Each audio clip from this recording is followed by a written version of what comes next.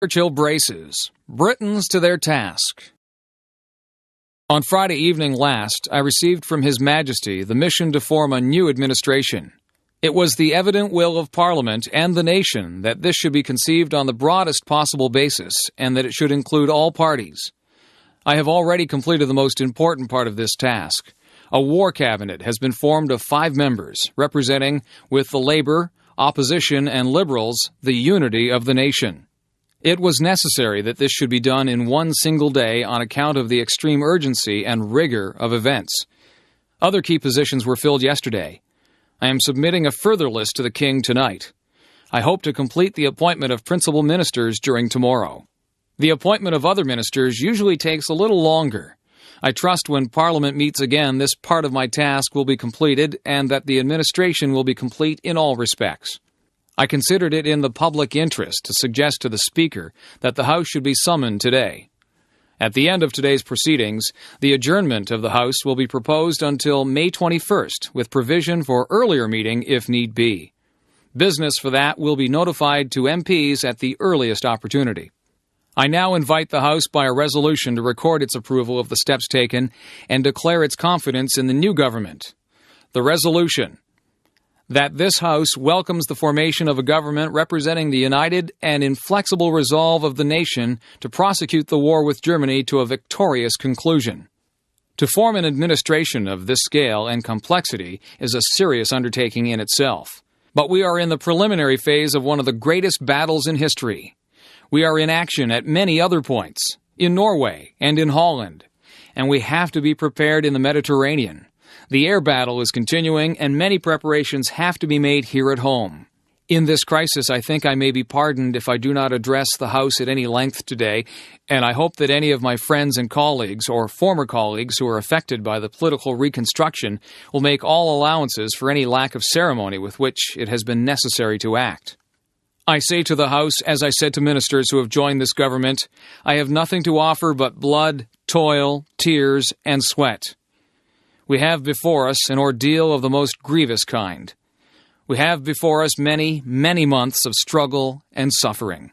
You ask, what is our policy? I say it is to wage war by land, sea, and air. War with all our might and with all the strength God has given us, and to wage war against a monstrous tyranny never surpassed in the dark and lamentable catalogue of human crime. That is our policy. You ask, what is our aim? I can answer in one word. It is victory. Victory at all costs. Victory in spite of all terrors. Victory, however long and hard the road may be, for without victory, there is no survival. Let that be realized. No survival for the British Empire. No survival for all that the British Empire has stood for. No survival for the urge, the impulse of the ages, that mankind shall move forward toward his goal. I take up my task in buoyancy and hope. I feel sure that our cause will not be suffered to fail among men.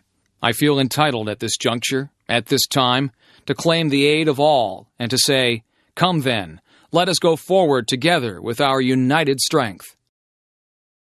Hiroshima. North American children know about Hiroshima. They are taught about the dangers of nuclear war. Sometimes they learn the details of the damage that was done. They learn about what happened at 8:15 a.m. on August 6, 1945. People were eating breakfast, children were going to school, and adults going to work. There was a blinding flash of light, a scorching heat, and a mushroom cloud rose up. People close to the explosion were instantly vaporized. Many of those further away would die from burns and radiation. 60,000 houses were destroyed immediately. One concrete structure remained standing, although it was damaged. The local government left the atomic dome standing as a memorial to the explosion. Even those who were not seriously injured in the explosion later became very ill. They became very sick from radiation poisoning. Many developed leukemia. Sadako Sasaki was 2 years old when the bomb exploded. She was apparently uninjured and grew up normally until she was 12. Then she developed leukemia, a disease of the blood and bone marrow. Sadako began to fold paper cranes to protect her from the illness. However, she died in 1955 before she reached 1,000 paper cranes. Her example inspired the Children's Monument at Hiroshima. There is a peace museum in Hiroshima which has objects left by the explosion. These include bottles, metal, stones, and tiles, twisted into strange shapes by the heat. There are objects on which people were vaporized, so that their shape appears like a shadow on the material. There are bits of burnt clothing and many photographs. Why was the bomb dropped? World War II was a long and bitter war. The rules of war, which said not to kill civilians, were forgotten. Hitler bombed London, hoping to break the spirit of the English. Then England bombed Germany to destroy the factories and kill the people who worked in them. Americans wanted revenge for the Japanese attack on Pearl Harbor. The U.S. government had spent $6 billion developing the A-bomb and wanted to use it.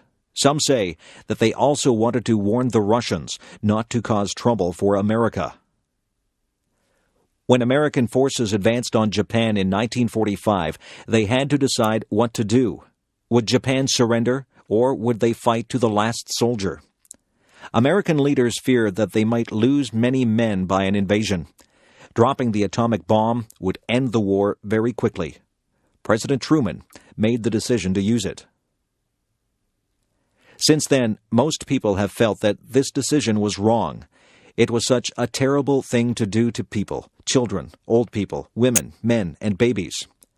Hiroshima inspired many people to try to ban the bomb. They wanted to ensure that atomic bombs would not be used again. Even some of the scientists and air crews involved in making and dropping the bomb at Hiroshima wanted it banned. Perhaps if we can all remember what happened that day, there will be no more Hiroshimas. John F. Kennedy. Ich bin ein Berliner. 2,000 years ago, the proudest boast was civis Romanus sum. Today in the world of freedom, the proudest boast is Ich bin ein Berliner. There are many people in the world who really don't understand, or say they don't, what is the great issue between the free world and the communist world. Let them come to Berlin.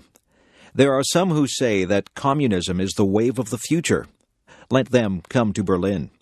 And there are some who say in Europe and elsewhere we can work with the communists. Let them come to Berlin. And there are even a few who say that it's true that communism is an evil system, but it permits us to make economic progress. Let them come to Berlin. Freedom has many difficulties, and democracy is not perfect. But we have never had to put up a wall to keep our people in, to prevent them from leaving us. I want to say on behalf of my countrymen who live many miles away on the other side of the Atlantic, who are far distant from you, that they take the greatest pride that they have been able to share with you, even from a distance, the story of the last 18 years. I know of no town, no city that has been besieged for 18 years that still lives with the vitality and the force and the hope and the determination of the city of West Berlin. While the wall is the most obvious and vivid demonstration of the failures of the communist system, all the world can see we take no satisfaction in it, for it is, as your mayor has said, an offense not only against history, but an offense against humanity, separating families, dividing husbands and wives and brothers and sisters, and dividing a people who wish to be joined together.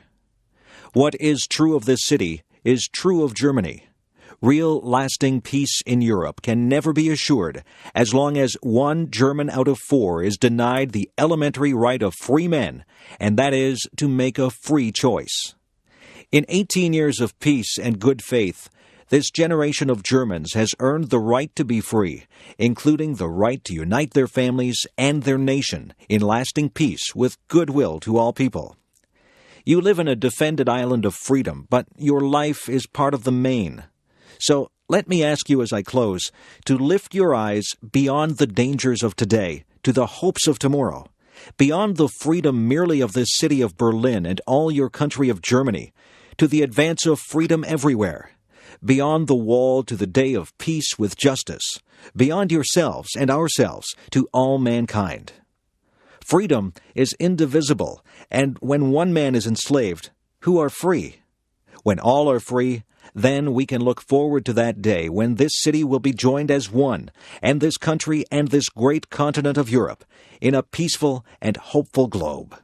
When that day finally comes, as it will, the people of West Berlin can take sober satisfaction in the fact that they were in the front lines for almost 2 decades. All free men, wherever they may live, are citizens of Berlin.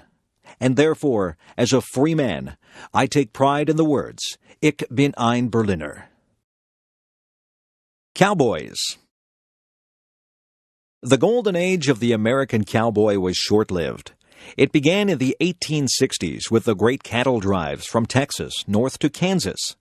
By 1890, when railroads had reached remote areas, there was no more need for large-scale cattle drives. Of course, cowboys have a history before 1860. In fact, there were Mexican cowboys long before that. The Spanish conqueror of Mexico, Hernán Cortés, brought cattle with him in 1521. Cortés also branded his cattle with a 3-cross design. The Spanish sharp-horned cattle roamed the deserts and prairies freely. Eventually, they found their way to Texas. American settlers in Texas interbred their animals with the Spanish breed. The Texas Longhorn cow was the result. It was famous for its bad temper and aggressiveness. The Longhorn was a dangerous animal, with each of its horns measuring up to 3 1/2 feet long. After the American Civil War ended in 1865, disbanded soldiers who were former black slaves and young men seeking adventure headed west. At that time, there were about 5 million cattle in Texas. Back in the East, there was a big demand for beef. By this time, railways from the East extended as far west as Kansas. It was still more than 600 miles from South Texas to the railway. Between the two places, there were rivers to cross, Indian tribes, badlands, and other problems. A fur trader named Jesse Chisholm had driven his wagon north in 1865. Cowboys and cattle followed the Chisholm Trail north to Abilene, Kansas. This cattle trail became the most famous route for driving cattle until it was barred with barbed wire in 1884. In 1867, cattle dealer Joseph G. McCoy built pens for 3,000 cattle in the little town of Abilene. Soon, Abilene was the most dangerous town in America. After the long cattle drive, cowboys who had just been paid went wild. Sheriff Wild Bill Hickok tamed Abilene in 1871 by forcing cowboys to turn over their guns when they arrived in town. Other towns replaced Abilene as the wildest town in the West: Newton, Wichita, Ellsworth, and Dodge City. In Kansas, a herd of 3,000 Texas Longhorns might sell for $100,000, making the rancher rich. The cowboys might get $200 in wages, which often disappeared on drink, women, and gambling. Getting cattle to Kansas was far from easy. One of the biggest difficulties was getting the herd across rivers, especially when the river was high. There were no bridges. In 1871, 350 cowboys driving 60,000 cattle waited 2 weeks for the water level in the Red River to go down. Food for men and animals was also difficult to find at times. An early cattleman developed the chuck wagon, which were both a supply wagon and a portable kitchen. In the 1870s, there were probably 40,000 cowboys in the West. After the prairies were fenced in, there was less work. Large ranches still employ cowboys to round up the cattle for branding or for sale. Even today, about 20,000 cowboys still work in North America. Ronald Reagan, speech at Normandy. We're here to mark that day in history when the Allied peoples joined in battle to reclaim this continent to liberty. For 4 long years, much of Europe had been under a terrible shadow. Free nations had fallen. Jews cried out in the camps. Millions cried out for liberation. Europe was enslaved, and the world prayed for its rescue. Here in Normandy, the rescue began. Here, the Allies stood and fought against tyranny in a giant undertaking unparalleled in human history. We stand on a lonely, windswept point on the northern shore of France. The air is soft. But 40 years ago, at this moment, the air was dense with smoke and the cries of men, and the air was filled with the crack of rifle fire and the roar of cannon. At dawn, on the morning of the 6th of June, 1944, 225 Rangers jumped off the British landing craft and ran to the bottom of these cliffs. Their mission was one of the most difficult and daring of the invasion: to climb these sheer and desolate cliffs and to take out the enemy guns. The Allies had been told that some of the mightiest of these guns were here, and they would be trained on the beaches to stop the Allied advance. The Rangers looked up and saw the enemy soldiers at the edge of the cliffs, shooting down at them with machine guns and throwing grenades. And the American Rangers began to climb. They shot rope ladders over the face of these cliffs and began to pull themselves up. When one Ranger fell, another would take his place. When one rope was cut, a Ranger would grab another and begin his climb again. They climbed, shot back, and held their footing. Soon, one by one, the Rangers pulled themselves over the top, and in seizing the firm land at the top of these cliffs, they began to seize back the continent of Europe. 225 came here. After 2 days of fighting, only 90 could still bear arms. Behind me is a memorial that symbolizes the Ranger daggers that were thrust into the top of these cliffs, and before me are the men who put them there. These are the boys of Pointe du Hoc. These are the men who took the cliffs. These are the champions who helped free a continent. These are the heroes who helped end a war. Gentlemen, I look at you, and I think of the words of Stephen Spender's poem. You are men who in your lives fought for life, and left the vivid air signed with your honor. 40 summers have passed since the battle that you fought here. You were young the day you took these cliffs. Some of you were hardly more than boys, with the deepest joys of life before you. Yet you risked everything here. Why? Why did you do it? What impelled you to put aside the instinct for self-preservation and risk your lives to take these cliffs? What inspired all the men of the armies that met here? We look at you, and somehow we know the answer. It was faith and belief. It was loyalty and love. The men of Normandy had faith that what they were doing was right, faith that they fought for all humanity, faith that a just God would grant them mercy on this beachhead or on the next. It was the deep knowledge, and pray God we have not lost it, that there is a profound moral difference between the use of force for liberation and the use of force for conquest. You were here to liberate, not to conquer, and so you and those others did not doubt your cause, and you were right not to doubt. You all knew that some things are worth dying for.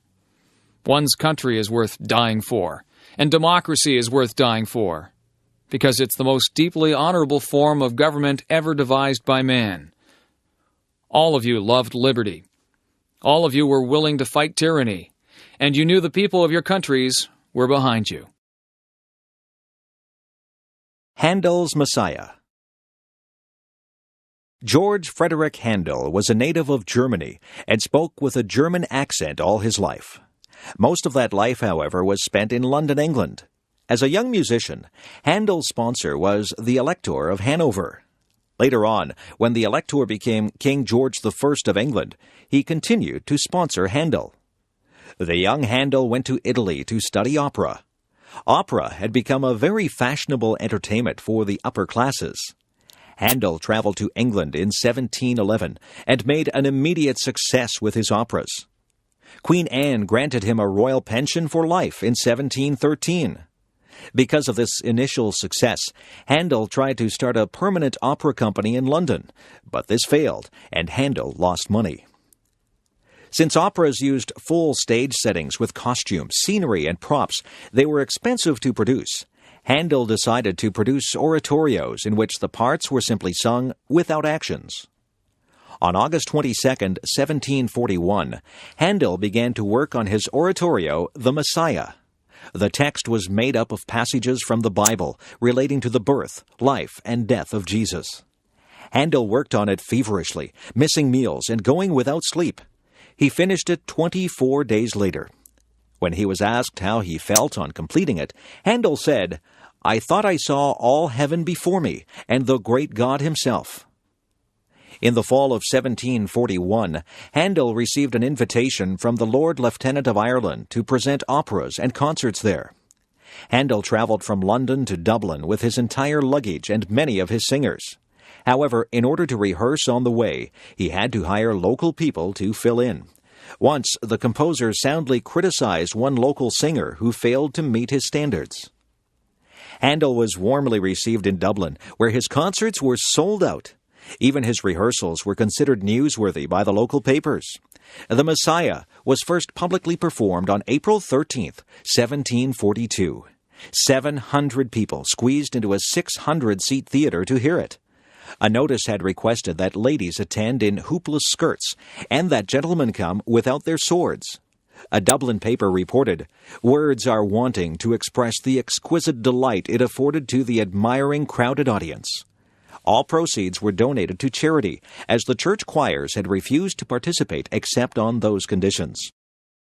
Handel returned to London in August 1742 and prepared the oratorio for the London stage. The Messiah made its London debut on March 23, 1743, with King George II in the audience. It was during the Hallelujah Chorus that the king jumped to his feet and so initiated a tradition that has lasted ever since. With such oratories, Handel was able to re-establish his popularity and restore his finances in London. The Messiah continued to be performed. After conducting it on April 6, 1759, the old composer collapsed and had to be carried home. He died 8 days later. The Messiah remains Handel's most popular work, combining wonderful music with inspiring religious sentiments. The biblical text speaks of hope and salvation, and the music allows the text to soar into angelic songs. Louisa May Alcott. New England in the early and middle years of the 19th century had a flourishing culture. People were passionately interested in ideas and education. Most New Englanders were strongly opposed to slavery. They were also concerned about other social issues. New ideas resulted in new kinds of writing. These ideas included the importance of doing what seemed right for them, no matter how different it was from what other people thought. People also believed that nature gave them guidance in our lives, and that it was important to live close to nature. These and other ideas were expressed through teaching and writing. Bronson Alcott was one of those who looked at the world in a new way. He looked for work as a teacher so that he could pass on his ideas to others. However, very few parents wanted Mr. Alcott to teach their children, and very few people were interested in hearing his speeches or reading his books. As a result, the Alcott family was very poor. Fortunately for Bronson, he married a very capable and energetic woman. Mrs. Abigail Alcott helped to earn money to support the family and did most of the work involved in looking after the 4 Alcott girls. The oldest daughter, Anna, was quiet and serious. She rarely got into trouble and was a good helper at home. The second daughter was Louisa May Alcott, who became a writer. She was adventurous and cared very little for rules. She was always saying and doing things that got her into trouble. The third daughter, Elizabeth, was very kind and good-natured. All the others loved her. As a young woman, Elizabeth had a severe case of scarlet fever and never fully recovered. She died at age 23. The youngest sister, May, was talented, but she was rather spoiled. Because there was never enough money, the Alcott girls felt pressure to work at an early age, but this did not stop them from having fun. Louisa wrote little plays that she and her sisters performed at home. They all enjoyed the woods and ponds around Concord, Massachusetts, where they lived most of these years. When they moved back to Boston in 1848, Anna took a job looking after other people's children, and Louisa looked after the house. Meanwhile, their mother worked outside the home. While working on laundry or sewing, Louisa was thinking up stories. At night, she would write them down. When she was 18, she began selling poems and stories to magazines. Within 10 years, Louisa was earning a substantial income from writing. One day, her publisher suggested that she write a story for girls. At first, Louisa didn't like the suggestion, but when she started to write, the ideas came rapidly. Her book was based on her own family and her own childhood. Little Women was published in 1868 and was an immediate success. The March family was very much like the Alcotts. Mrs. Alcott resembles Marmee. Meg is like Anna, and Jo is like Louisa herself. Beth is based on Elizabeth, and Amy on May Alcott. Many of the situations in the book happened to the Alcott family. Nonetheless, many characters and incidents were invented. Little Women and its sequel opened up a new kind of writing for children. While these books did have a moral, they were more lively and interesting than earlier children's writing. Little Women inspired many writers later to write more realistic accounts of childhood. Newspapers. All the great cities in the world now have newspapers. But newspapers, as we know them today, are not that old. The very first newspapers began long after the invention of printing. They started in Europe in the 1600s and were usually only a couple of pages long. For a long time, newspapers were not very common. Governments didn't want public discussion of their policies and decisions. Often, they closed down papers or taxed them heavily. The stamp tax on newspapers and pamphlets was one of the causes of the American Revolution. Newspapers began to grow in size when they discovered advertising as a source of income. Nowadays, advertising is the main revenue source for most newspapers. As newspapers became more widely circulated, they could ask for more money for their advertisements. By the late 18th century, newspapers were in common use in Europe. The 1800s and early 1900s was the golden age of newspapers. Improvements in transportation, communication, and printing processes made it easier to collect news from near and far and to publish papers more quickly and more cheaply. The Weekly Dispatch and the Times, both of London, England, were leading newspapers through much of the 1800s. The Times was one of the first papers to include illustrations. It was the first newspaper to use a steam engine to turn the presses. When the tax on newspapers was reduced in 1836, the Times was able to increase its size considerably. In 1840, it began to use the telegraph to collect news stories. In 1855, the tax on newspapers was finally lifted. The Times made its greatest reputation during the Crimean War between Britain and Russia. British armies fighting in Russia's Crimean Peninsula were not only unsuccessful in the war, but were suffering severely from illnesses. The Times sent out the world's first war correspondent, William Howard Russell, in 1854. His reports from the battle lines had a powerful effect on the British public. A war fund was organized to help the soldiers. Russell forced the government to accept the offer of Florence Nightingale to organize nurses to travel to Crimea. A photographer, Roger Fenton, sent back photos from the war, which were published in the Times. Meanwhile, in America, a more popular approach to newspapers had developed. The newspaper had spread west with the pioneers, and nearly every little settlement had its own paper. American newspapers were cheaper and livelier than British ones. They were aimed at the average person rather than the governing class. Examples of the new style of editing and publishing were Joseph Pulitzer and William Randolph Hearst. Hearst especially employed sensational and emotional writing, which aimed at stirring up the public to action. Hearst is sometimes accused of starting the Spanish-American War of 1898 with his overheated editorials. Nonetheless, his methods were successful in raising circulation and were widely imitated. The modern newspaper contains more than hard news. In fact, news may be a fairly small part of it. Advertisements, gossip, show business, photos of celebrities, sports, stock market prices, horoscopes, comic strips, weather reports, and much more are found in its pages. The modern newspaper is a total entertainment package. A question for the future is whether electronic newspapers will replace paper newspapers. Plains Indians. The best-known picture of an American Indian is a warrior in buckskin riding a horse, wearing a headdress of eagle feathers, and carrying a spear or bow and arrow. This is a picture of a Plains Indian, and it appears in many Hollywood westerns and on the American 5-cent piece. There were many tribes of Plains Indians, for the Northern American prairies or plains stretch from the northern forest of western Canada down to the states of Oklahoma and Texas in southern USA. It's interesting that our image of the Plains Indian is only true for the last couple hundred years.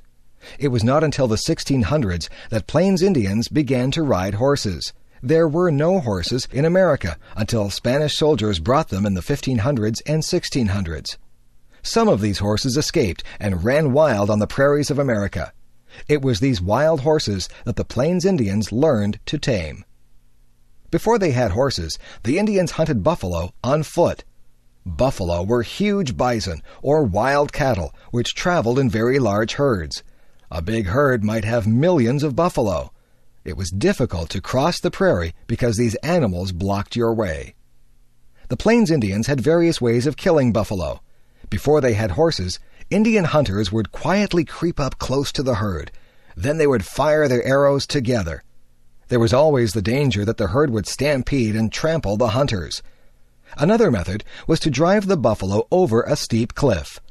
There are a number of places on the plains where this was done.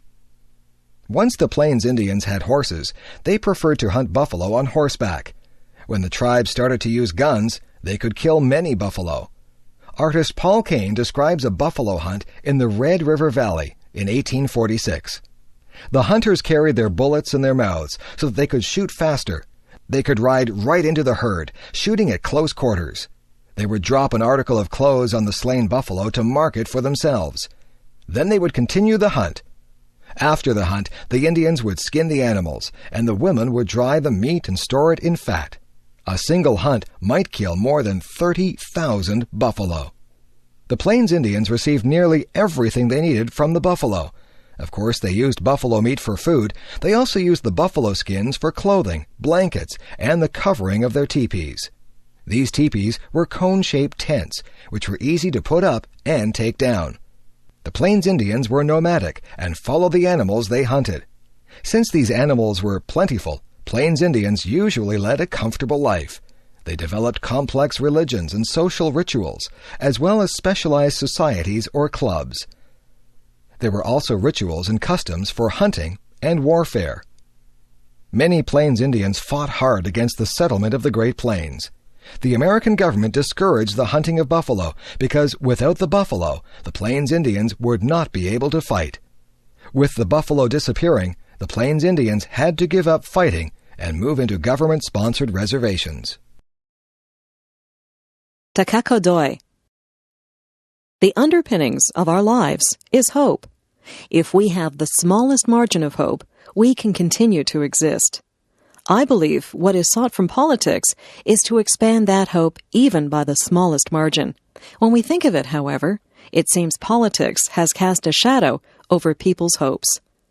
I cannot ask help, but ask myself if there has ever been so much urgency embodied in the words, future of hope. However, even knowing the absolute destructive capacity of nuclear weapons, and having experienced its atrocity, mankind still has not been able to walk the road to the destruction of nuclear arms.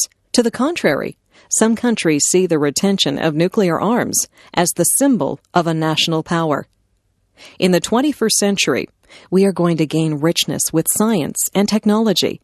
Or will humanity be subjugated to science and technology? We will be faced with the choice of one or the other. I believe the advances of telecommunication technology will present us with similar choices in the future. 50 years after the war, the Japanese society is caught in a very perplexing stagnation. When I look back on the last 50 years of Japanese history, I am beset by the deepest soul-searching and painful frustration when I find that we Japanese have not been able to overcome our mistakes on our own volition.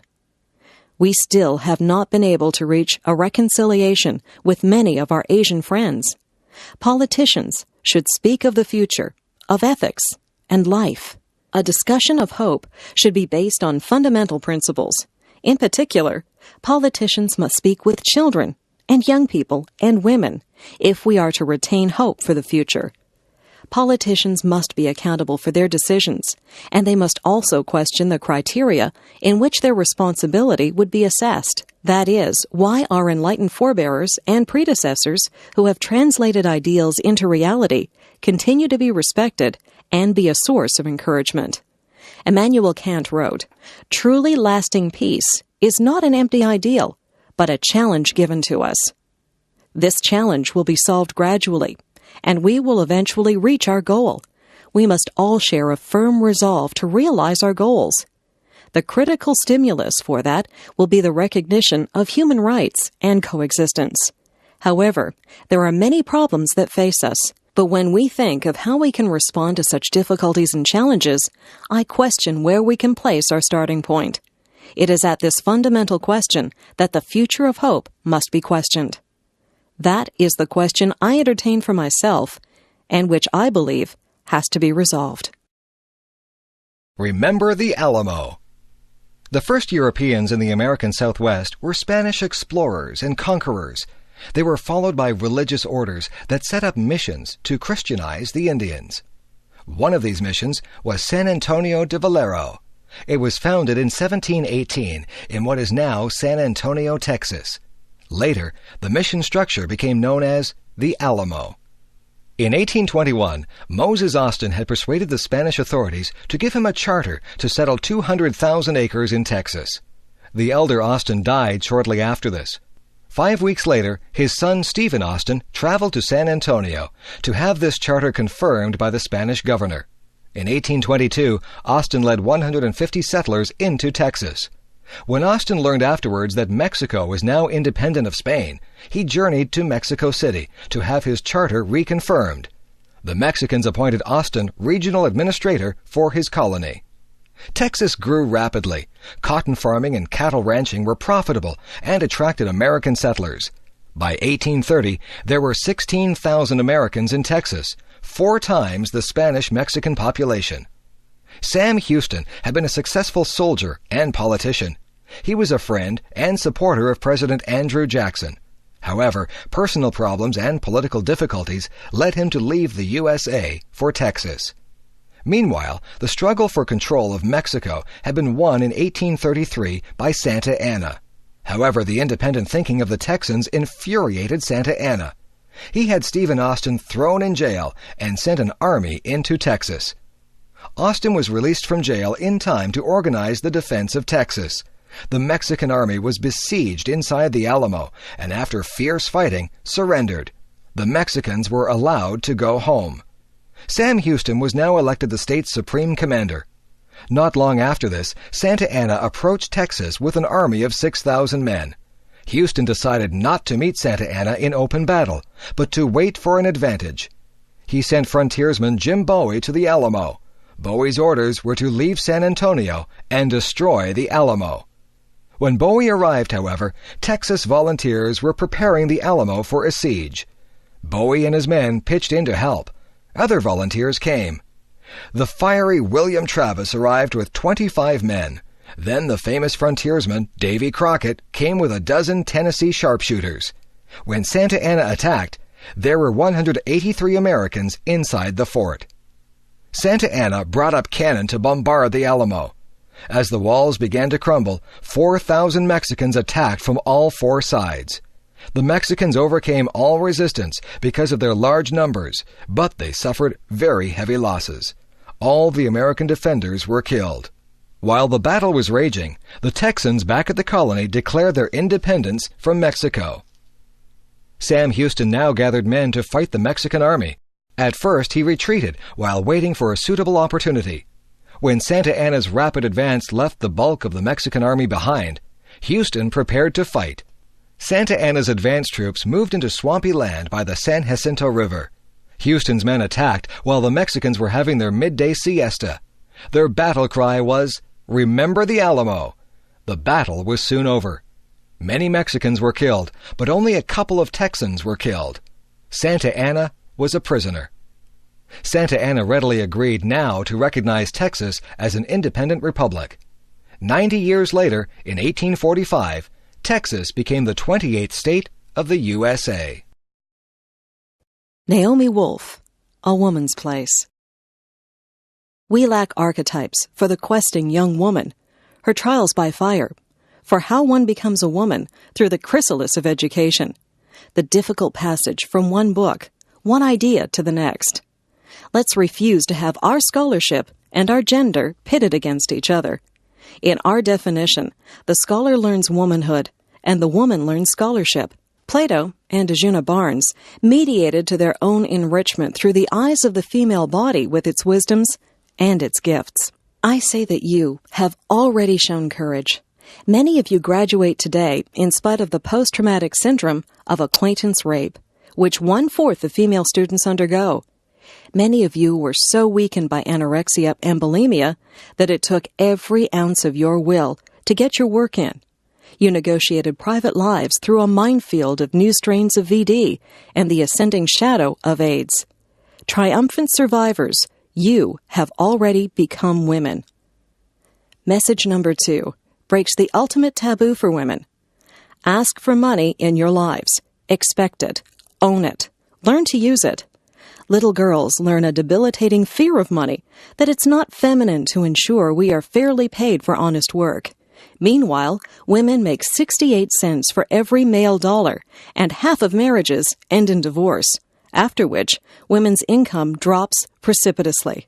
Never choose a profession for material reasons. But whatever field your heart decides on, for God's sake, get the most specialized training in it you can, and hold out hard for just compensation, parental leave, and childcare.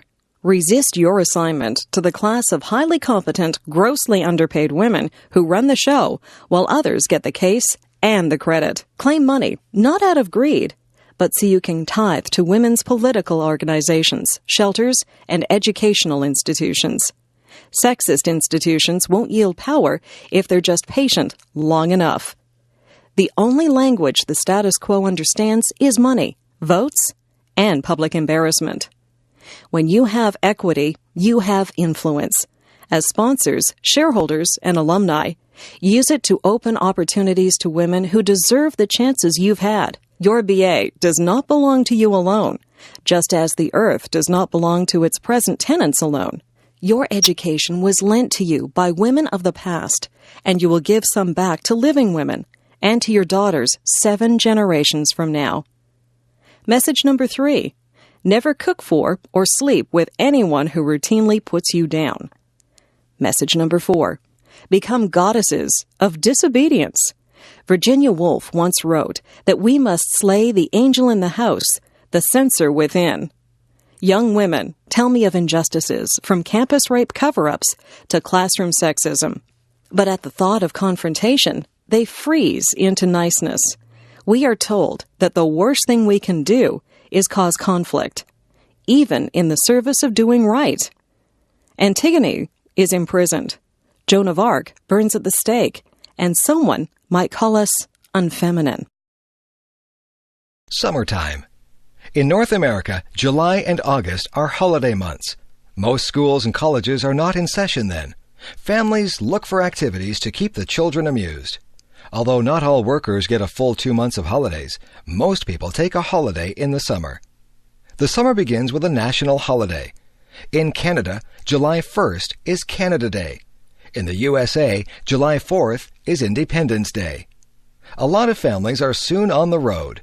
Some travel to cottages by the lake. Some go sightseeing or camping. In Canada especially, the summers are short, so people try to make the most of them. In much of Canada and parts of the northern USA are woodlands dotted with lakes. These regions of rocks, rivers, pine trees, and wild animals are not usually suitable for farming. However, they are ideal places to spend a summer holiday. They are far from the cities. The woods are quiet and peaceful. People fish, go boating or swimming, have barbecues outside, or play outdoor sports. Some people spend their whole summer at the cottage. Others go for a week or 2. City people who don't have a cottage like to go to parks and swimming pools in the city. If they are near a lake or ocean, they may go there for the day. Many museums, libraries, and art galleries have programs for children in the summer. Swimming is probably the favorite summer sport. It feels wonderful on a very hot day to jump into the cool water. Swimming is also excellent exercise. Besides swimming, baseball and football are also popular in the summer. Spending an afternoon or evening at a baseball game is a favorite summer pastime. Summer is also a favorite time to catch up on reading. Stories of adventures and love novels are favorite light reading. But summer is especially a time for traveling across the country. Some people have a camper or trailer that they can live in. Some stay in campgrounds and sleep in tents. Others stay at hotels or motels, while others rent cottages or cabins for a week or two.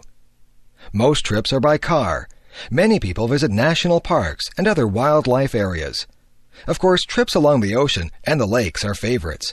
Along the Atlantic Ocean, the coasts of New England and Canada's maritime provinces are especially popular. On the Pacific coast, tourists travel from California all the way up to Alaska. Boat cruises along the shores of British Columbia and Alaska are especially popular. Of course, some people find it most relaxing just to stay at home. Others cannot afford to travel. If you have an air-conditioned house with a television, video player, CD player, and computer, then it can be very pleasant to stay at home. A lot of new movies are released at the theaters in the summer. Air-conditioned theaters with new movies and lots of pop and popcorn are favorite summer places. After 2 months of summer activities, most people are ready to go back to school and work, but they usually have lots of happy memories to take back with them. Diana, Princess of Wales. Ladies and gentlemen, I must begin by saying how warmly I welcome this conference on landmines convened by the Mines Advisory Group and the Landmine Survivors Network. It is so welcome because the world is too little aware of the waste of life, limb, and land, which anti-personnel landmines are causing among some of the poorest people on Earth. Indeed, until my journey to Angola early this year, on which I'm going to speak this morning, I was largely unaware of it too. For the mine is a stealthy killer. Long after conflict is ended, its innocent victims die or are wounded singly in countries of which we hear little. Their lonely fate is never reported. The world, with its many other preoccupations, remains largely unmoved by a death roll of something like 800 people every month, many of them women and children. Those who are not killed outright, and they number another 1,200 a month, suffer terrible injuries and are handicapped for life. I was in Angola in January with the British Red Cross, a country where there are 15 million landmines in a population, ladies and gentlemen, of 10 million, with the desire of drawing world attention to this vital, but hitherto largely neglected issue. Some people chose to interpret my visit as a political statement, but it was not. I am not a political figure. As I said at the time, and I'd like to reiterate now, my interests are humanitarian. That's why I felt drawn to this human tragedy. This is why I wanted to play down my part in working towards a worldwide ban on these weapons. During my days in Angola, I saw at first hand 3 aspects of this scourge. In the hospitals of Luanda, the capital, and Huambo, scene of bitter fighting not long ago, I visited some of the mine victims who had survived and saw their injuries. I'm not going to describe them because, in my experience, it turns too many people away from the subject. Suffice to say that when you look at the mangled bodies, some of them children caught by these mines, you marvel at their survival. What is so cruel about these injuries is that they are mostly invariably suffered where medical resources are scarce. I observed for myself some of the obstacles to improving medical care in most of these hospitals. Often, there's a chronic shortage of medicine, of painkillers, even of anesthetics. Surgeons constantly engaged in amputating shattered limbs never have all the facilities we would expect to see here. So the human pain that is to be borne is often beyond imagining. This emergency medical care, moreover, is only the first step back to a sort of life. For those whose living is the land, loss of an arm or leg is an overwhelming handicap which lasts for life. I saw the fine work being done by the Red Cross and other agencies to replace lost limbs. But making prosthesis is a costly as well as complicated business. For example, a young child will need several different fittings as it grows older. Sometimes the severity of the injury makes the fitting of an artificial limb impossible. There are never enough resources to replace all the limbs that are lost. Texas. The state of Texas is famous for having the biggest and best of everything. Before Alaska became a state, Texas was the largest American state. It was also famous for its huge cattle ranches. Cotton is a major crop, but much of the wealth comes from oil and gas. People think of Texans as being wealthy because there have been lots of cattle and oil millionaires. In the late 19th century, Texas cattlemen used to drive their herds north to Kansas. There, a train to the east shipped the cows. Eventually, the railroad came to Texas, and the great cattle drive stopped. By then, many Texans owned large ranches and were quite wealthy. In the 20th century, oil has made many Texans wealthy. Oil refining has led to chemical industries and synthetic products. Most Texans now live in cities. Many oil companies have their headquarters in Dallas. Other large manufacturing cities are Houston, Corpus Christi, Fort Worth, and Austin, which is the capital of Texas. Several cities, such as San Antonio and El Paso, have a strong Spanish influence. This dates back to the first Spanish visitors in the 16th century. The old mission at San Antonio is famous as the Alamo, where an important battle for Texas independence was fought. Texas is a huge area with mountains, deserts, prairies, rivers, and islands. The rugged beauty of its grasslands and deserts attracts many tourists. For a state that is mostly dry, Texas has a remarkable variety of wildflowers in the spring. Its animals and birds differ from other parts of the USA.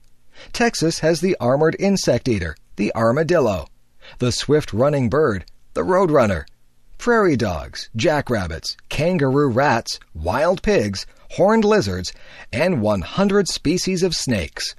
As might be expected also, it has many beautiful kinds of cacti and other desert plants. At its largest, Texas is more than 600 miles wide by 600 miles long. Such a large area develops a distinct culture of its own, and Texans are widely recognized by their accent and manner of speaking, their attitudes and interests, and their sense of independence and self-reliance. Texas is also known for its beautiful women, who regularly win national beauty contests. Its men have a reputation for being rugged, for not talking more than they have to, and for being straightforward and honest. Although many people think of cowboys and Indians when they think of Texas, it is a center for high-tech industries. The American Space Program has its headquarters in Houston, and Mission Control Center is there. Texas is also an important manufacturer of computers and other high-tech products. Oil production is still important in Texas, but it ranks third as a source of revenue behind manufacturing and tourism. The colorful history of Texas and its wonderful scenery contribute to a thriving tourist industry. Texas is also an important business and financial area.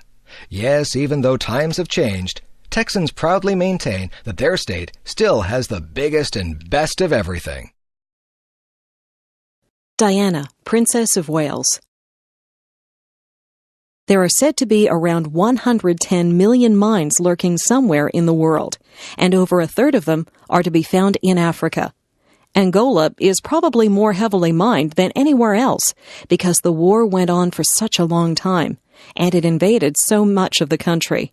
So that country is going to be infested with mines and will suffer many more victims. And this brings me to one of the main conclusions I reached after this experience. Even if the world decided tomorrow to ban these weapons, this terrible legacy of mines already in the earth would continue to plague the poor nations of the globe. The evil that men do lives after them. And so, it seems to me, there rests a certain obligation upon the rest of us. One of my objectives in visiting Angola was to forward the cause of those, like the Red Cross, striving in the name of humanity to secure an international ban on these weapons. Since then, we are glad to see some real progress has been made. There are signs of a change of heart, at least in some parts of the world. For that we should be cautiously grateful. If an international ban on landmines can be secured, it means, looking far ahead, that the world may be a safer place for this generation's grandchildren. But for this generation, in much of the developing world, there will be no relief, no relaxation. The toll of deaths and injuries caused by mines already there will continue. This tracing and lifting of mines, as I saw in Angola, is a desperately slow business. So in my mind, a central question remains. Should we not do more to quicken the deminers' work, to help the injured back to some sort of life, to further our own contribution to aid and development? The country is enriched by the work done by its overseas agencies and non-governmental organizations who work to help people in Africa and Asia to improve the quality of their lives. Yet mines cast a constant shadow over so much of this work. Resettlement of refugees is made more hazardous. Good land is put out of bounds. Recovery from war is delayed. Aid workers themselves are put at risk. I would like to see more done for those living in this no man's land, which lies between the wrongs of yesterday and the urgent needs of today. I think we owe it. I also think it would be of benefit to us as well as to them. The more expeditiously we can end this plague on earth caused by the landmine, the more readily we can set about the constructive tasks to which so many give their hand in the cause of humanity. The Golden Man, El Dorado. When Christopher Columbus sailed west from Spain in 1492, he was trying to reach the Spice Islands, which today are called Indonesia. Spices were very scarce and valuable in Europe at this time. No one knew that two vast oceans and the American continents lay between Europe and Asia.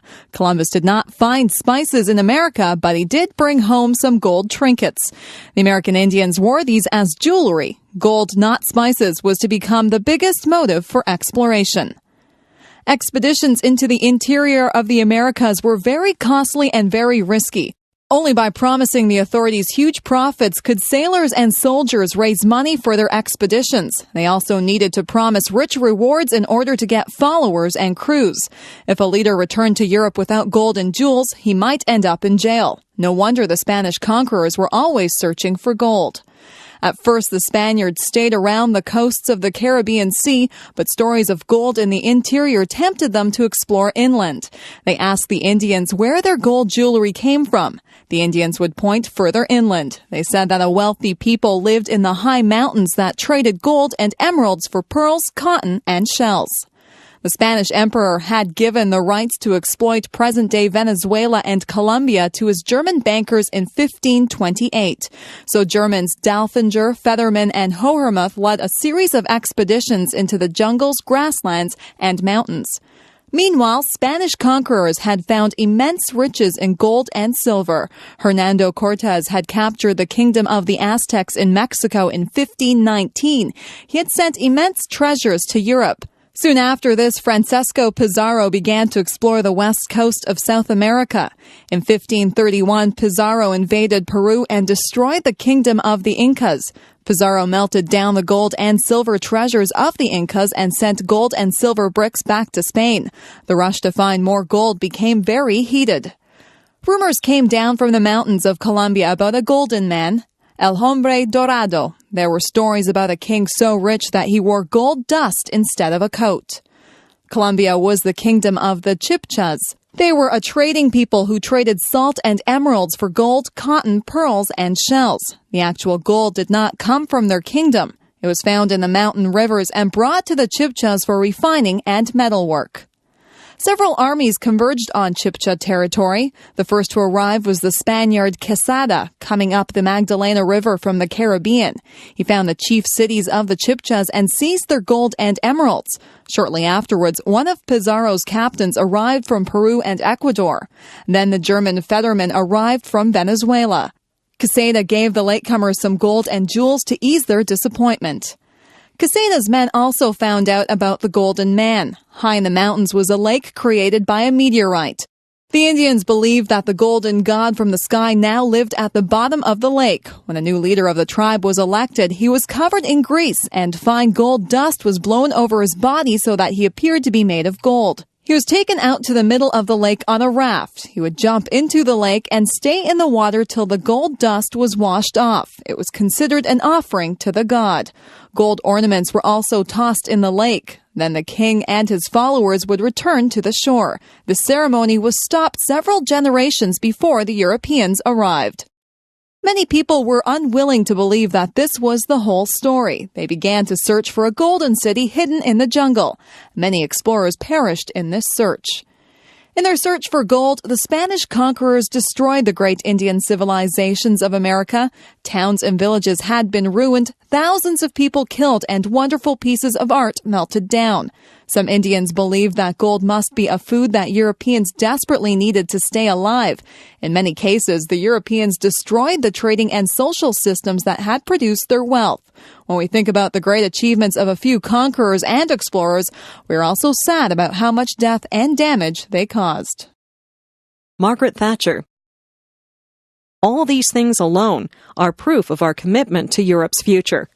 The European community is one manifestation of that European identity, but it is not the only one. We must never forget that east of the Iron Curtain, peoples who once enjoyed a full share of European culture, freedom, and identity have been cut off from their roots. We shall always look on Warsaw, Prague, and Budapest as great European cities.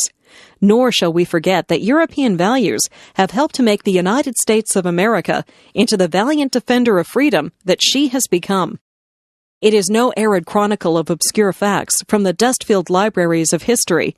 It is the record of nearly 2,000 years of British involvement in Europe, cooperation with Europe, and contribution to Europe, a contribution which today is as valid and as strong as ever. Yes, we have looked also to wider horizons, as have others, and thank goodness for that, because Europe would never have prospered and never will prosper as a narrow-minded, inward-looking club. The European community belongs to all its members. It must reflect the traditions and aspirations of all its members. Let me be quite clear. Britain does not dream of some cozy, isolated existence on the fringes of the European community. Our destiny is in Europe, as part of the community. That is not to say that our future lies only in Europe, nor does that of France or Spain or indeed any other member. The community is not an end in itself, nor is it an institutional device to be constantly modified according to the dictates of some abstract intellectual concept, nor must it be ossified by endless regulation. The European community is the practical means by which Europe can ensure the future prosperity and security of its people in a world in which there are many other powerful nations and groups of nations. To try to suppress nationhood and concentrate power at the center of a European conglomerate would be highly damaging and would jeopardize the objectives we seek to achieve. Europe will be stronger precisely because it has France as France, Spain as Spain, Britain as Britain, each with its own customs, traditions, and identity. It would be folly to try to fit them into some sort of identikit European personality. The Niagara Parks Commission. Niagara Falls, Canada became a major tourist attraction in the mid-1830s. By this time, roads, canals, and railways were able to bring people from urban centers like New York and Boston. However, the chance for big profits attracted dishonest businessmen. One hotel in the 1860s was popularly known as the Cave of the 40 Thieves.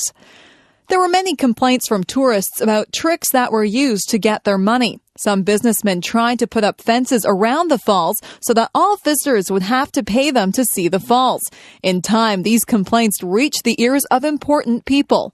In 1873, Lord Dufferin, the Governor-General of Canada, proposed that the government buy all the land around the falls. On the American side, New York State bought 412 acres around the American Rainbow Falls in 1885. In the same year, land was bought near the Canadian Horseshoe Falls and named Queen Victoria Park. A commission was formed to obtain control of all land along the Niagara River.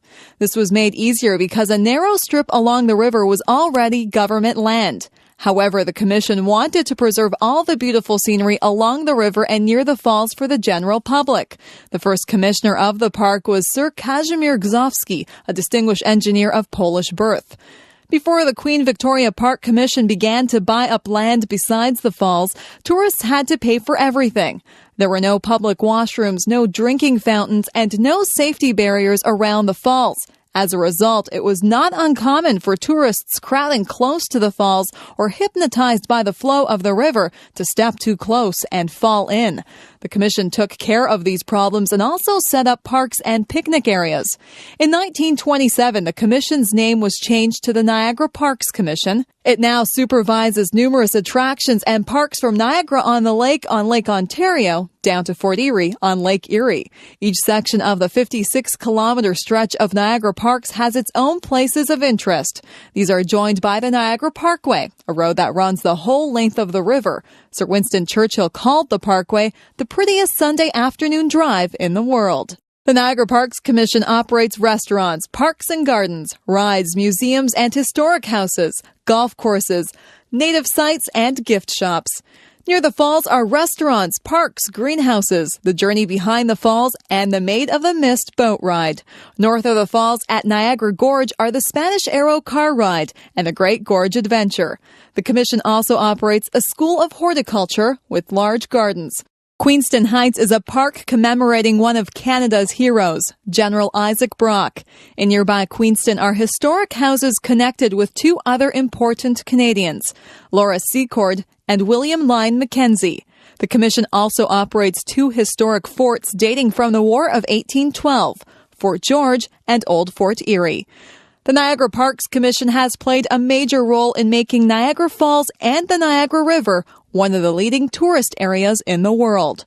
The commission shows how governments can work to make visits to natural wonders like Niagara Falls a good experience for the general public. Edward Kennedy. You and I have stood together many times, but no time has been more important than this. The campaign that stretches before us now is a struggle for the souls and the future of America. For we are more than a political coalition, more than a collection of programs, more than the sum of our prospects and our strategy. Most of all, we are the trustees of a dream. 20 years ago, in 1968, we lost two of the most powerful voices of that dream. But they left us their vision, their values, and the hopes they awakened. In the countless millions of people whose hearts they touched, we remember them now to remind ourselves that the American journey is unfinished, that we stand for change in order to march again towards enduring ideals, that we do not have to settle for things as they are. Martin Luther King Jr. told us something we need to hear anew. He said, "We are now faced with the fact that tomorrow is today. We are confronted with the fierce urgency of now in the unfolding life and history.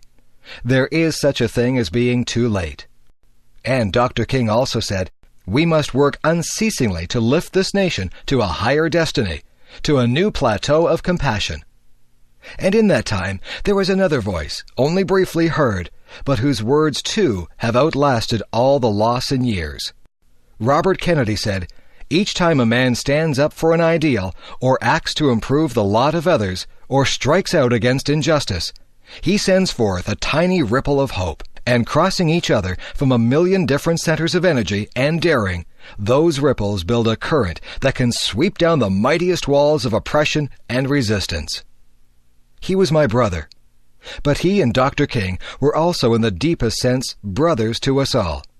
These two, these valiant two, lived for the same dream and were gone only months apart. And if they were here with us 2 decades later, I think I know what they would say. Now is the time. Some men see things as they are and say, "Why?" We dream things that never were and say, "Why not?" Now is the time. Walmart stores. Walmart is now the world's largest retail organization. Walmart employs around 1.2 million people worldwide.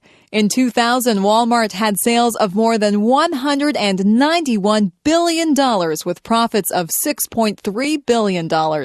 Profits increased 16% from the previous year.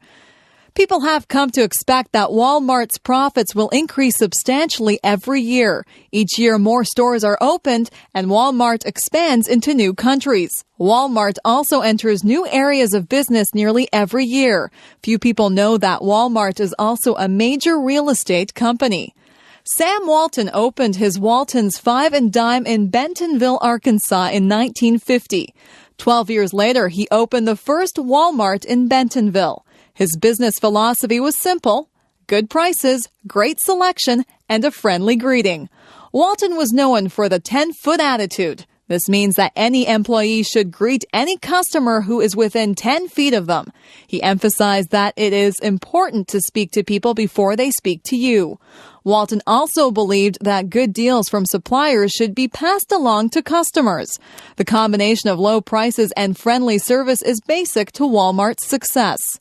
That one store in Bentonville has become 4,203 stores in the USA, plus another 1,000 outside the United States.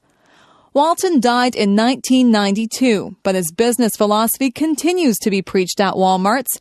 Each store has greeters who meet the customers at the door and deal with any special needs they have. Having greeters gives the effect of having more service clerks than Walmart really has. Compared to some other department stores, Walmart has relatively fewer employees.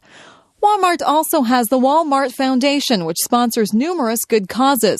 Among their programs are high school scholarships, fundraising for local hospitals and sick children, environmental concerns, and community matching grant outreach.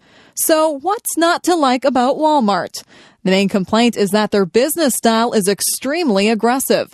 Walmart's attitudes towards manufacturers and suppliers are, you do it our way, or we won't do business with you. This puts Walmart at an advantage over smaller retailers who don't have the same retailing power.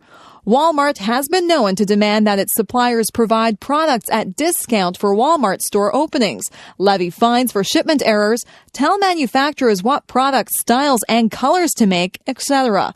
Walmart expects product delivery in 2 days and expects manufacturers to cooperate with its promotional and retailing strategies. In effect, any company that works with Walmart becomes one of their employees. Any company which so dominates one area of the market will have a lot of power. So far, Walmart has been successful in getting what it wants and providing customers with what they want. Vaclav Havel, Contamination of Morality.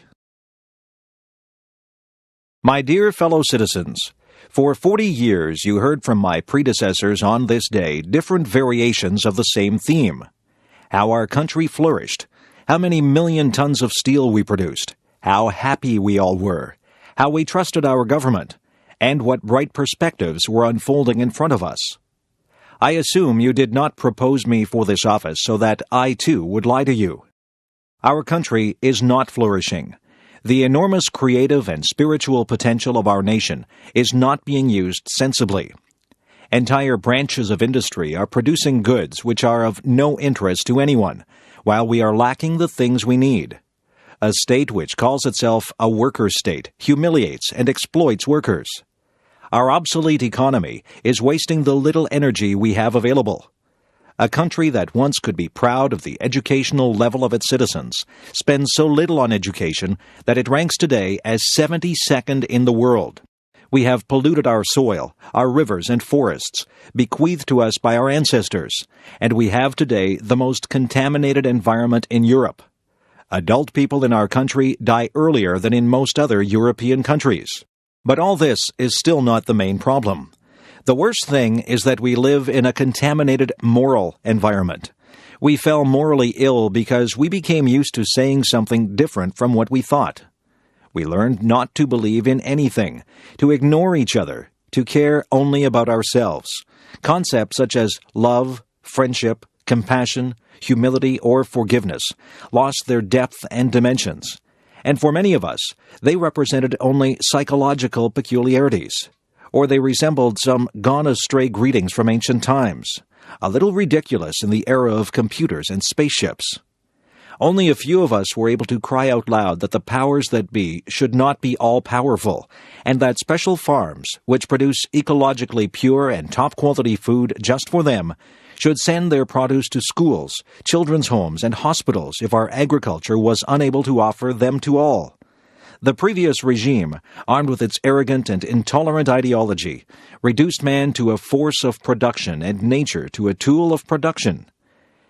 In this, it attacked both their very substance and their mutual relationship. It reduced gifted and autonomous people, skillfully working in their own country, to nuts and bolts of some monstrously huge, noisy, and stinking machine, whose real meaning is not clear to anyone. It cannot do more than slowly but inexorably wear down itself and all its nuts and bolts. When I talk about contaminated moral atmosphere, I am not talking just about the gentlemen who eat organic vegetables and do not look out of the plane windows. I am talking about all of us. We had all become used to the totalitarian system and accepted it as unchangeable fact, and thus helped to perpetuate it. In other words, we are all, though naturally to differing extents, responsible for the operation of the totalitarian machinery. None of us is just its victim. We are also all its co-creators. Student newspapers. In North America, most colleges and universities, as well as many high schools, have a student newspaper. These newspapers focus on happenings at the school. They inform the student population about activities on campus and often include world news, which is relevant to student interests. In addition, there are opinion pieces by the student editors, which reflect their views on the school and the world. Sometimes these editorials oppose the way that the school is being run. Occasionally, school officials will try to shut down or censor student papers if they find their writing embarrassing or offensive. But usually these disagreements are resolved by discussion. At some colleges, the student newspaper is connected to a professional program in journalism. But most of the time, the idea behind the paper is to get students to research the facts, debate the issues, and learn how to get their opinions expressed. If these students go on to become professional journalists, that is fine, but is not really expected. You might wonder whether enough things happen at a college to fill out a weekly paper. Yes, indeed. Schools and universities reflect the real world. There are often problems with the budget and cuts to programs. New buildings go up or are torn down. Policies change, tuition goes up. Classrooms become crowded and personnel come and go. University morale and funding often reflect government policies and social attitudes. These tie the college to the larger world. Editorials often comment on how national and world events affect the university. At the same time, there are many things going on within the university. Construction disturbs classes, offices are broken into, computers are stolen, accidents happen in the parking lot, students die on the roads during the holidays, sports teams win or lose, graduation takes place, students and instructors win awards, plays are put on, distinguished visitors speak, rock bands are in concert. Then there is always the question of student rights and responsibilities. What kinds of student behavior are unacceptable? Should the university pay attention to student activities off campus? Committees meet with student representation to set guidelines for these matters. Another issue is who sets the agenda for the university. Corporate sponsors today are buying exclusive rights to distribute their products on campus. Governments are expecting universities to follow official policies in order to receive funding. Social groups are demanding that university policies reflect their special interests. So there is no shortage of topics for student journalists to address. Of course, they also write about everything that young people are interested in: music, movies, computers, sports, travel, and pop culture. Student newspapers are an important training group for democracy. They are also very interesting to read. Václav Havel, Contamination of Morality. There are free elections and an election campaign ahead of us. Let us not allow this struggle to dirty the so far clean face of our gentle revolution. Let us not allow the sympathies of the world, which we have won so fast, to be equally rapidly lost through our becoming entangled in the jungle of skirmishes for power. Let us not allow the desire to serve oneself to bloom once again under the fair mask of the desire to serve the common good. It is not really important now which party, club or group will prevail in the elections. The important thing is that the winners will be the best of us in the moral, civic, political, and professional sense, regardless of their political affiliations. The future policies and prestige of our state will depend on the personalities we select and later elect to our representative bodies. In conclusion, I would like to say that I want to be a president who will speak less and work more. To be a president who will not only look out of the windows of his airplane, but who, first and foremost, will always be present among his fellow citizens and listen to them well. You may ask what kind of republic I dream of. Let me reply. I dream of a republic independent, free, and democratic. Of a republic economically prosperous and yet socially just. In short, of a humane republic, which serves the individual and which therefore holds the hope that the individual will serve it in turn. Of a republic of well-rounded people, because without such, it is impossible to solve any of our problems, human, economic, ecological, social, or political. The most distinguished of my predecessors opened his first speech with a quotation from the great Czech educator Comenius. Allow me to round off my first speech with my own paraphrase of the same statement. People, your government has returned to you. Coffee and donuts. Let's go for coffee. All over North America, friends like to meet at the coffee shop. Here, people sit and talk about the day's business, news and sports, personal concerns, shop talk, or simply gossip. Coffee shops have an informal atmosphere that encourages conversation. You don't have to dress up either. Students drop in wearing t-shirts and blue jeans and sit beside businessmen wearing suits and ties.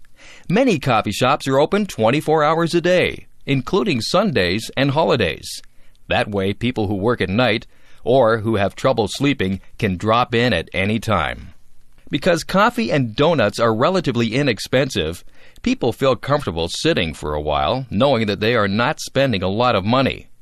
Although coffee and donuts are the main items sold at coffee shops, many also serve other beverages and desserts, and sometimes a light lunch. Many patrons have a favorite kind of coffee or other drink and will drive past other coffee shops to go to one that serves the flavor they like. Visitors from other countries are often surprised at how roomy these coffee shops can be. Some are as large as regular restaurants. Having a nice bit of space around them encourages people to relax. Some people arrange regular dates and meet every day or every week at the same time. For example, retired friends may get together every weekday morning at 10 a.m. Others stop every morning at the drive-in line to get their coffee for work. Even people who have coffee machines at home or at work like to go to coffee shops to get a special kind of coffee or a favorite treat. It might seem that the business owners would not make much money just selling a few items, but in fact, many coffee shops do extremely well, especially if they are located in a busy traffic area. Then business tends to be steady all through the day. Not only do people come in and sit down, but there is usually a lot of takeout business as well. People go to coffee shops not only to socialize with family and friends, but also to discuss business or treat their employees to a snack. Others go there to read the newspaper or a favorite magazine. Some people even go there to do work. This article was written in a coffee shop. Of course, people who come here usually like coffee and donuts. Coffee is the favorite hot drink in North America, but most shops also serve tea, hot chocolate, and cappuccino, as well as some other cold beverages. Donuts are usually round and are small deep-fried breads with various toppings. Most donuts have a hole in the middle. Even these holes, which are punched out of the donut, can be sold separately as a kind of mini donut.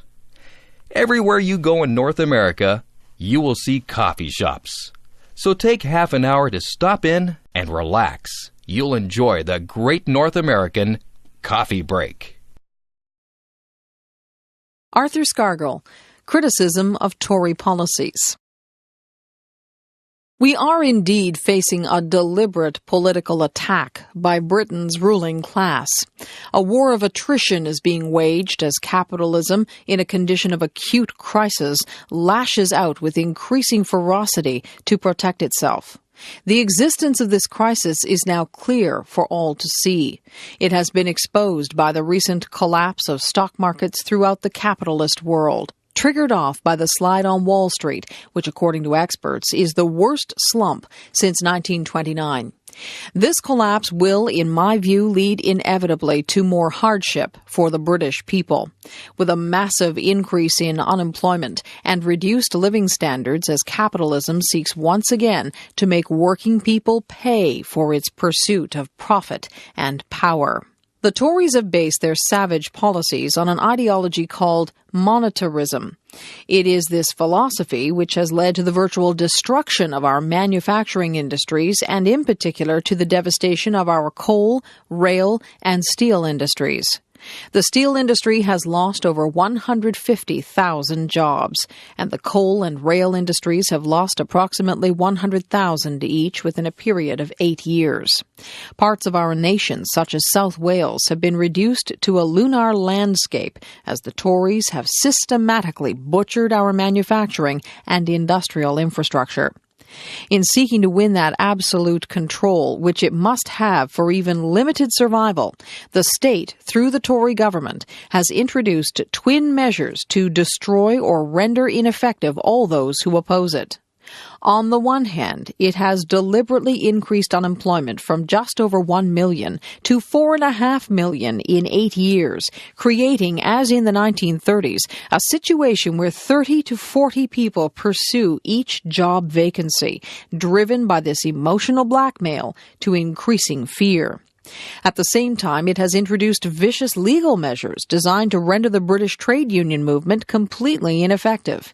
Indeed, Margaret Thatcher has made it absolutely clear that she wants to wipe socialism off the agenda of British politics. To achieve this aim, the Tories are determined also to wipe effective trade unionism off the industrial agenda. Since 1979, we have seen a whole range of anti-trade union legislation, all of it designed to dismantle the gains achieved by trade unionists in more than a century of struggle. Today, the extent of this legislation is such that Britain's trade union movement must now be regarded as one of the most oppressed in the world. Tory legislation has removed trade union immunity, made secondary action, including secondary picketing and mass picketing, illegal, and rendered all trade unions vulnerable to legal actions, which could result in their bankruptcy. Britain's trade unions have found themselves no longer free to determine their own policies in relation to industrial solidarity action. Favorite cookies. North Americans are known for their sweet tooth. This means that they like snacks with lots of sugar. Americans drink a lot of coffee, tea, and hot chocolate, and usually they have something sweet with their drink. Cookies are one of America's favorite desserts. The word cookie comes from a Dutch word meaning little cake. People from Europe brought their favorite recipes with them when they came to America. The English brought their custom of having tea in the afternoon. Usually with their tea, they would have cakes or biscuits. Biscuits are usually hard wafers, like, for example, ginger snaps. In fact, the Italian slang word for Englishman is cake eater.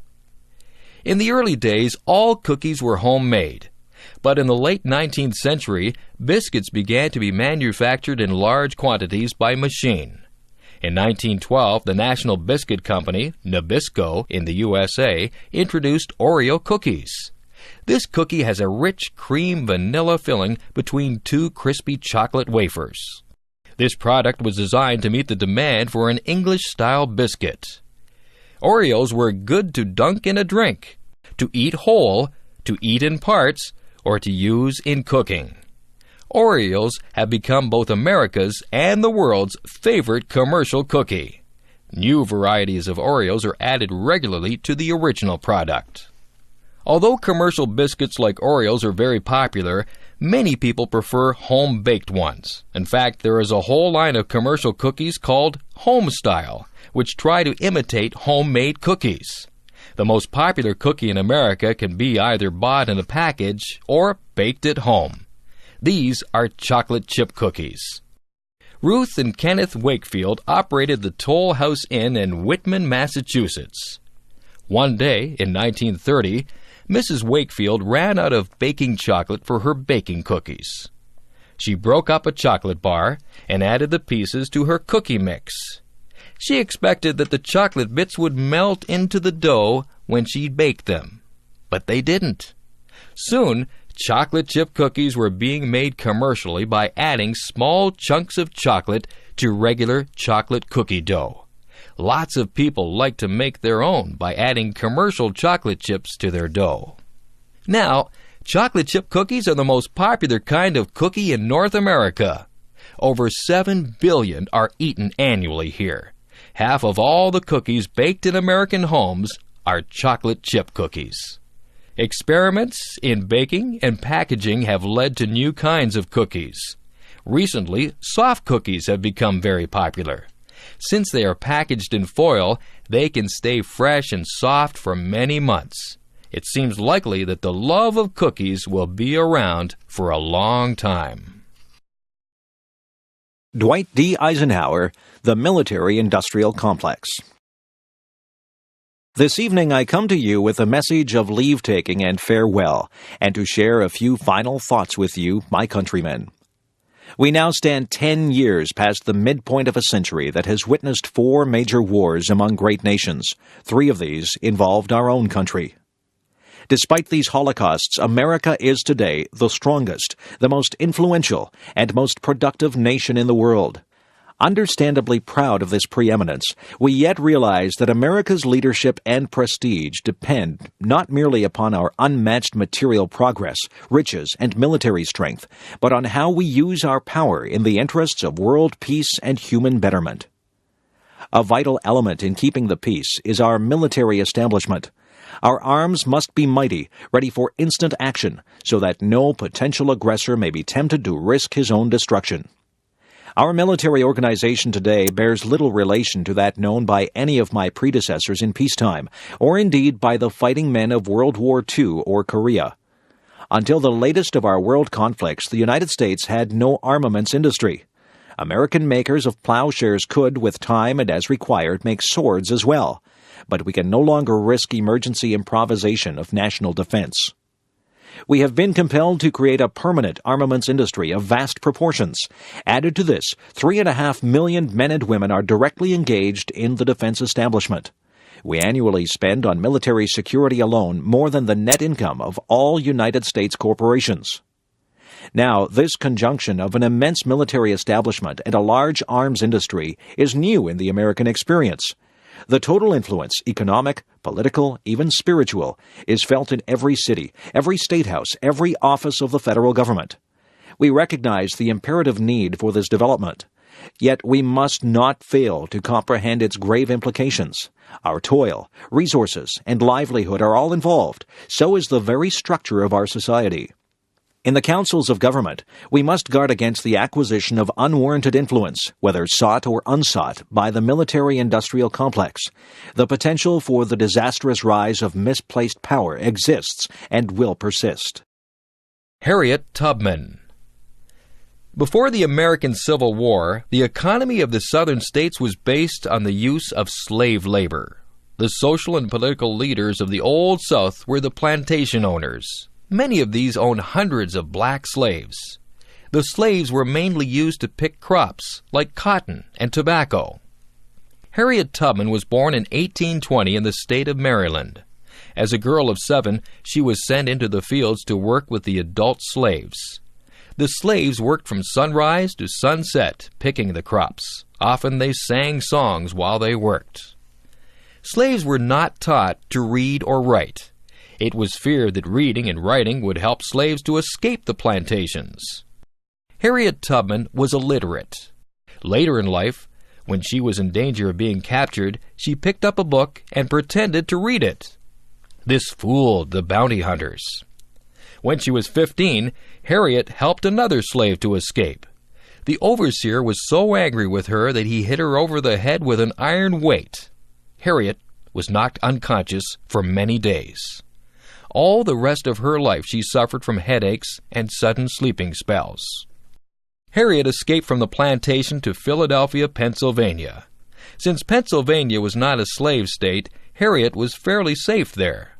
she was able to return secretly to the plantation and bring the rest of her family to freedom. There were already people working to bring black slaves up from the South to freedom. These people, both white and black, used the language of the railroad. Escaped slaves were called passengers. Safe houses were called stations. And the guides were called conductors.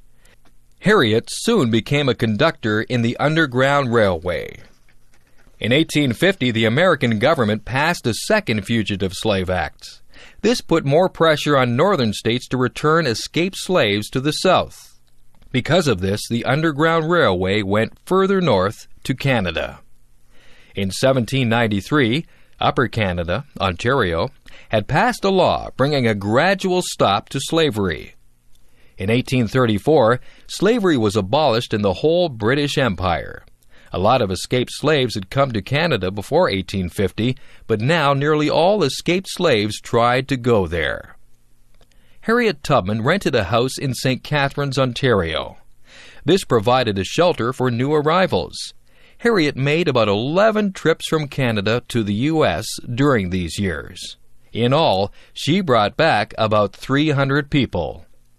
Escaped slaves had to travel by night and suffered hardships in bad weather. They had to hide during the day wherever they could. Harriet did not allow any passengers to turn back. That might endanger the whole Underground Railway. When the slave owners heard about Harriet, they offered a reward for her capture, but no one caught her or turned her in.